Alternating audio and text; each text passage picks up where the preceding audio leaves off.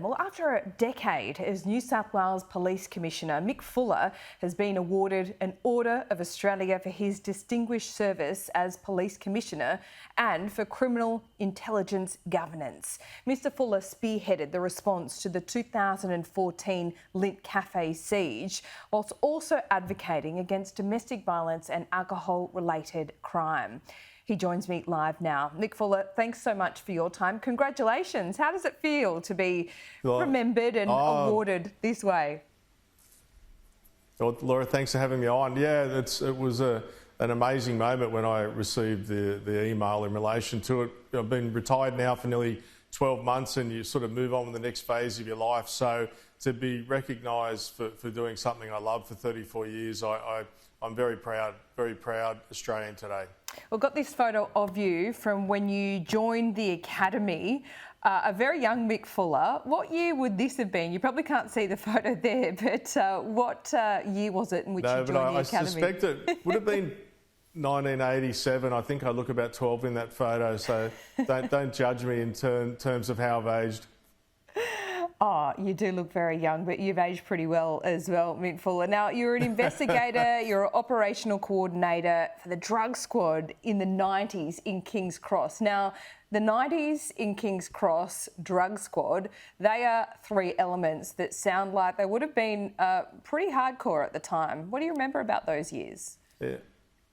Yeah, pretty wild time. Heroin was having a terrible impact on society and crime generally, and King's Cross was the sort of the heartbeat of all of that. But at the same time, as a detective sergeant, it was an extremely exciting time to be a police officer and be part of keeping the people of New South Wales safe. But, thankfully, we beat that epidemic through a whole range of different strategies. But, yeah, it was an exciting time to be a police officer, there's no doubt about that. You were also a commander when the police and we all got word of the Lindt cafe siege back in 2014. This is when I think Sydney and Australia really felt terrorism firsthand on our shores in a big way for the first time. What was that like, that decision-making process? Yeah, it was a Monday morning. I was sitting in the office and just running through the crime events over the weekend and got the phone call that at that stage they thought it was a robbery gone wrong, and of course that was one of the most tragic crimes I think certainly in Australian history, and one that probably changed us again societally. And thankfully the work that federal agencies and state police have done since means that we haven't seen another attack like that. But what a tragedy where we lost the lives of two beautiful people, and hopefully we can continue to work to make sure that doesn't happen again. But one of those events that you certainly don't look back fondly on, but in a sense I guess you're part of history being involved in something like that. Yeah, certainly one that you didn't predict is COVID-19. You were Police Commissioner in New South Wales at the time, and I feel like that role was so different to anything you'd experienced in your career. You had this invisible threat, but it was also, the police had such a big role in really keeping the community together, but also making sure, really strangely, people stayed in their own homes. How do you reflect on that time? Yeah, it was an unbelievable time, and you're right. But as the Commissioner, you hold actually the highest office in emergency management as not just the lead in policing matters, but the coordination of other agencies. And the Premier at the time put a lot of faith in me, and I certainly thank her for that.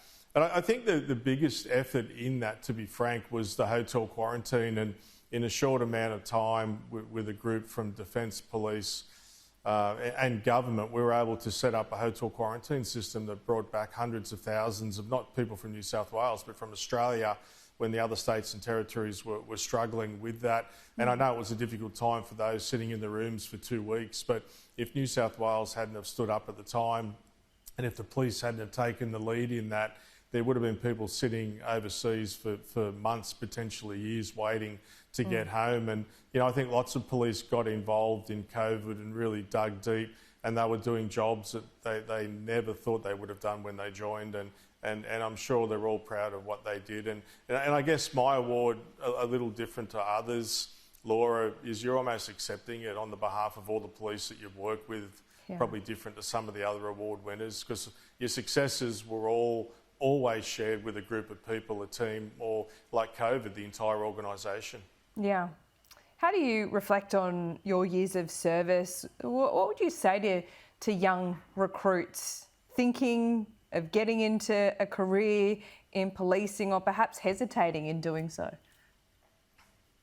I was listening to the Steve Liebman interview, and I love Steve. I think he's such a wonderful Australian, and talking about how he reflected so positively on journalism. Policing's the same. It's such a wonderful career.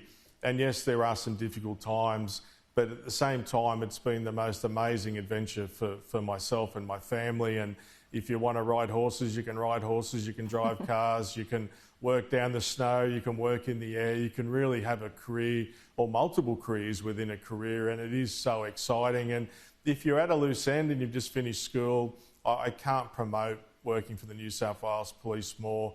It really gave me such an amazing life, and continues today with the recognition of the AO. What strikes me talking to Steve a little earlier and you now is that there is such personal gain from giving back to the community, and make sure through your lifetime you either do that through your work or by other means. Is that ringing true for you today? Yeah, absolutely. And we've all done many charity events, and I've seen Steve at charity events, and I know people like yourself do charity events, and you don't ever do that thinking that you should get recognition for it. I think it's just very much an Australian thing, and that's why I think it's such a wonderful thing. It's an Australian honours, because I think we all dig as deep as we can to do the best we can for our communities, whether that's in our roles or in our personal lives. And listening to Steve, I thought it was a really, really lovely interview. Well, I know your family's really proud of you today, so enjoy the day. Recognise this award for what it is, a very big honour. Congratulations, Mick Fuller.